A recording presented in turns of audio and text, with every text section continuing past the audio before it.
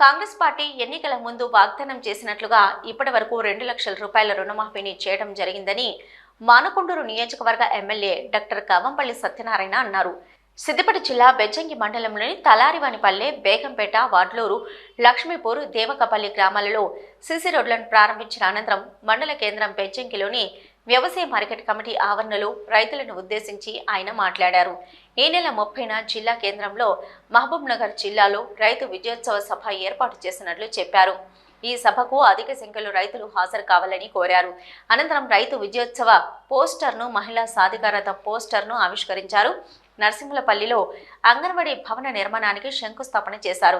ఎమ్మెల్యేతో పాటుగా బెజ్జంకి మండల market committee chairman Puli Krishna, vice chairman Chiliveri Srinivasareddy, block Congress అధ్యక్షులు బొగ్గు దామోదర్, తహసీల్దారు పుట్కూరి శ్రీనివాసరెడ్డి, ఎంపీడీఓ కదవెరుగు ప్రవీణ్, మార్కెటింగ్ అధికారి వెంకటయ్య, మహిళా సాధికారత జిల్లా అధికారిని పద్మ, నాయకులు రావుల నరసయ్య, చేపియాల శ్రీనివాస్, అక్కరవేణి పోచయ్య, ఐలేని శ్రీనివాసరెడ్డి, పులి సంతోష్, చెన్నారెడ్డి, జిల్లా ప్రభాకర్, బైర సంతోష్, శానగుండ శరత్ తదితరులు పాల్గొన్నారు.